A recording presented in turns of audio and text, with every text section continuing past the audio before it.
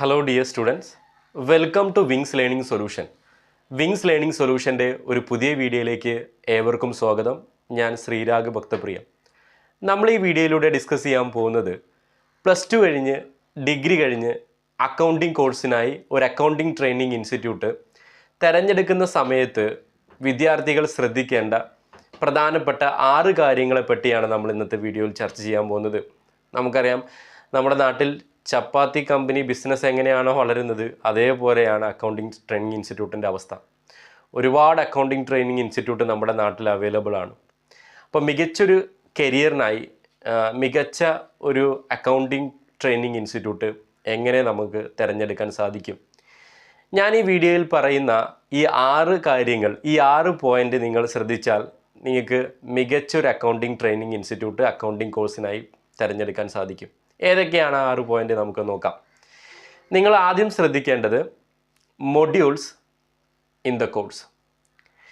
നിങ്ങൾ തിരഞ്ഞെടുക്കാൻ പോകുന്ന അക്കൗണ്ടിംഗ് കോഴ്സിലെ മൊഡ്യൂൾസുകൾ, കണ്ടൻറ്റുകൾ നന്നായിട്ട് പരിശോധിക്കുക. അതാണ് നിങ്ങൾ ആദ്യം ചെക്ക് ചെയ്യേണ്ടത്.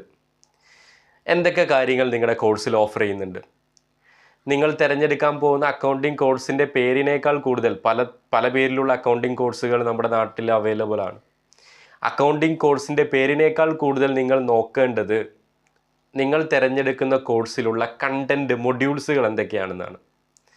Manual accounting, GST, income tax, അതുപോലെ GCC VAT തുടങ്ങിയ തിയറീസ് പേപ്പേഴ്സ് ഉണ്ടോ എന്ന് നിർബന്ധമായും പരിശോധിച്ച് നോക്കണം. അക്കൗണ്ടൻ്റ് അറിഞ്ഞിരിക്കേണ്ട തിയറി പേപ്പേഴ്സാണ് അതൊക്കെ. അതുപോലെ തന്നെ സോഫ്റ്റ്വെയർ മൊഡ്യൂളുകളും നോക്കണം.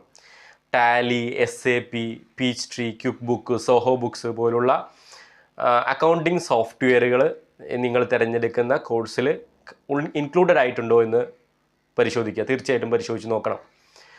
അപ്പോൾ ഇതാണ് നിങ്ങൾ ഒന്നാമത് ചെക്ക് ചെയ്യേണ്ടത്, modules in the course.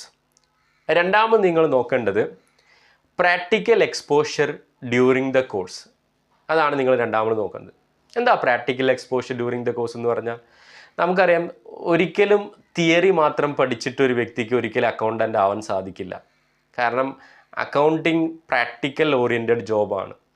So practical ആയിട്ടുള്ള കാര്യങ്ങൾ നന്നായി അറിഞ്ഞാൽ മാത്രമേ ഒരാൾക്ക് അക്കൗണ്ടൻ്റായിട്ട് പെർഫോം ചെയ്യാൻ സാധിക്കുകയുള്ളൂ. അപ്പോൾ നിങ്ങൾ തിരഞ്ഞെടുക്കുന്ന അക്കൗണ്ടിങ് കോഴ്സിൽ അറ്റ്ലീസ്റ്റ് 70% എങ്കിലും പ്രാക്ടിക്കലിന് പ്രാധാന്യം കൊടുക്കുന്ന അക്കൗണ്ടിങ് കോഴ്സ് തിരഞ്ഞെടുക്കുക. 70% അറ്റ്ലീസ്റ്റ് 70% എങ്കിലും പ്രാക്ടിക്കലിന് പ്രാധാന്യം കൊടുക്കുന്ന അക്കൗണ്ടിങ് ട്രെയിനിങ് ഇൻസ്റ്റിറ്റ്യൂട്ടുകൾ തിരഞ്ഞെടുക്കുക. കാരണം ഞാൻ നേരത്തെ പറഞ്ഞല്ലോ, തിയറി മാത്രം പഠിച്ചുകൊണ്ട് ഒരാൾക്കും MCOM, BCOM ഒക്കെ കഴിഞ്ഞ് തിയറി മാത്രം അറിയുന്ന ഒരാൾക്കും അക്കൗണ്ടിങ്ങിൽ പെർഫോം ചെയ്യാൻ തിളങ്ങാൻ സാധിക്കണമെന്നില്ല. കാരണം അക്കൗണ്ടിങ്ങിൽ practical area it was different from theory. So പ്രാക്ടിക്കലിന് പ്രാധാന്യം കൊടുക്കുന്ന, ഇപ്പോൾ നമ്മുടെ നാട്ടിലൊരു ട്രെൻഡ് നടക്കുന്നുണ്ട്, ഇൻറ്റേൺഷിപ്പ് മോഡൽ. ഇൻറ്റേൺഷിപ്പ് കോഴ്സിൻ്റെ കൂടെ ഇൻറ്റേൺഷിപ്പ് കൊടുക്കുന്ന പല ഇൻസ്റ്റിറ്റ്യൂട്ടുകളുണ്ട്. എനിക്കറിയുന്ന കുറേ ഇൻസ്റ്റിറ്റ്യൂട്ടുകളുണ്ട്. സോ അങ്ങനെ ഇൻറ്റേൺഷിപ്പ് ബേസ്, ഇൻറ്റേൺഷിപ്പ് പ്രാക്ടിക്കലായിട്ട് കൊടുക്കുന്ന അക്കൗണ്ടിങ് ട്രെയിനിങ് ഇൻസ്റ്റിറ്റ്യൂട്ടുകൾ തിരഞ്ഞെടുക്കാനായി നിങ്ങൾ ശ്രദ്ധിക്കണം. അതാണ് നിങ്ങൾ രണ്ടാമത് നോക്കേണ്ടത്, practical exposure during the course. Then മൂന്നാമത് നിങ്ങൾ ശ്രദ്ധിക്കേണ്ടത് ലാബ് ഫെസിലിറ്റി.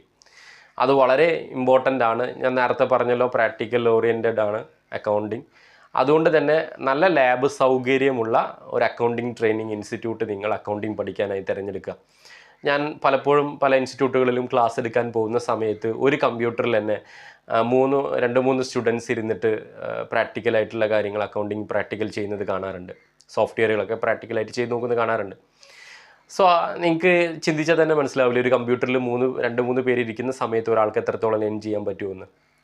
സോ അറ്റ്ലീസ്റ്റ് നിങ്ങൾ അഡ്മിഷൻ എടുക്കുന്ന ട്രെയിനിങ് സെൻറ്ററിൽ പ്രാക്ടിക്കലായിട്ടുള്ള കാര്യങ്ങൾ ചെയ്യാനായി നിങ്ങൾക്കൊരു സിസ്റ്റം, നിങ്ങൾക്കൊരു കമ്പ്യൂട്ടർ, ഒരു ലാപ്ടോപ്പോ അവൈലബിൾ ആയിട്ടുണ്ടോ എന്ന് പരിശോധിച്ച് നോക്കുക.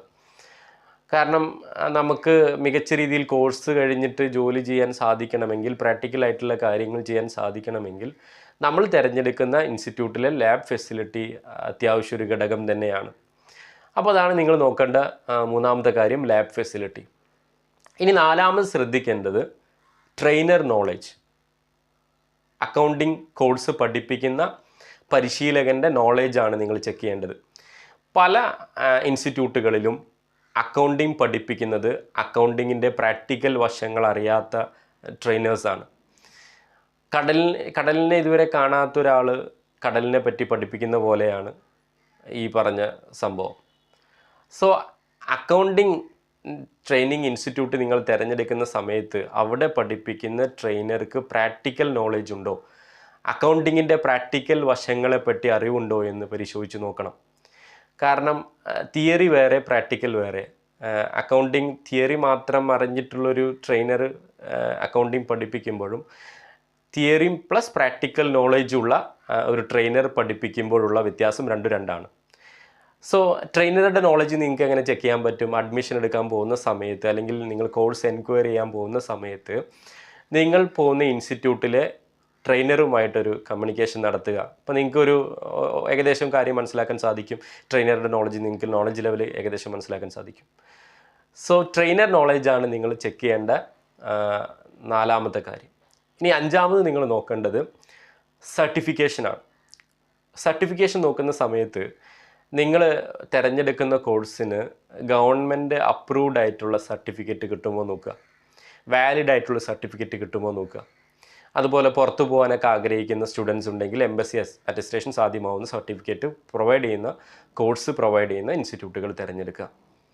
അതാണ് നിങ്ങൾ അഞ്ചാമത് ശ്രദ്ധിക്കേണ്ടത്, സർട്ടിഫിക്കേഷൻ. കുറേ സർട്ടിഫിക്കറ്റ് വേണമെന്നല്ല ഇവിടെ ഉദ്ദേശിക്കുന്നത്, കിട്ടുന്ന സർട്ടിഫിക്കറ്റ് വാലിഡ് ആണോ, ഗവൺമെൻറ് അപ്രൂവ്ഡ് ആണോ, അത്തരം കാര്യങ്ങൾ നോക്കുക.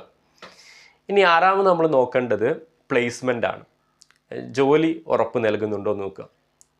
ജോലി 100% ജോലി സാധ്യത ഉറപ്പ് നൽകുന്നില്ലെങ്കിലും അറ്റ്ലീസ്റ്റ് പ്ലേസ്മെൻറ്റ് അസിസ്റ്റൻസ് എങ്കിലും പ്രൊവൈഡ് ചെയ്യുന്ന ഒരു അക്കൗണ്ടിങ് ട്രെയിനിങ് ഇൻസ്റ്റിറ്റ്യൂട്ട് വേണം അക്കൗണ്ടിങ് കോഴ്സിനായി നിങ്ങൾ തിരഞ്ഞെടുക്കാൻ. കാരണം നമ്മൾ ഇത്രയും പൈസ കൊടുത്തിട്ട് സമയം ചിലവഴിച്ചിട്ട് ഒരു കോഴ്സ് ചെയ്യുന്നത് ജോലി കിട്ടാൻ വേണ്ടിയിട്ടല്ലേ. അപ്പോൾ ആ പ്ലേസ്മെൻറ്റ് അസിസ്റ്റൻസ് എങ്കിലും നമുക്ക് ജോലി സാധ്യത ഉറപ്പ് നൽകുന്ന ട്രെയിനിങ് ഇൻസ്റ്റിറ്റ്യൂട്ടുകൾ അക്കൗണ്ടിങ് കോഴ്സിനായി നിങ്ങൾ പഠിക്കാനായി തിരഞ്ഞെടുക്കണം. അപ്പോൾ അതാണ് നിങ്ങൾ ആറാമത് ശ്രദ്ധിക്കേണ്ടത്, പ്ലേസ്മെൻറ്റ് അസിസ്റ്റൻസ് എങ്കിലും ഉണ്ടോ എന്ന് ശ്രദ്ധിക്കുക. സോ ഇത്തരം 6 കാര്യങ്ങൾ ശ്രദ്ധിക്കുന്നതിലൂടെ നോക്കുന്നതിലൂടെ മികച്ചൊരു അക്കൗണ്ടിങ് ട്രെയിനിങ് ഇൻസ്റ്റിറ്റ്യൂട്ട് തിരഞ്ഞെടുത്ത് നിങ്ങൾക്ക് അക്കൗണ്ടിങ് കോഴ്സ് ചെയ്ത് ജോലി ഉറപ്പാക്കാൻ സാധിക്കും. അപ്പോൾ ഈ 6 കാര്യങ്ങൾ നിങ്ങൾ അക്കൗണ്ടിങ് ട്രെയിനിങ് ഇൻസ്റ്റിറ്റ്യൂട്ട് തിരഞ്ഞെടുക്കുന്ന സമയത്ത് നിങ്ങൾ പരിശോധിക്കും എന്ന് വിശ്വസിച്ചുകൊണ്ട് നമുക്ക് വീണ്ടും കാണാം. Thank you so much.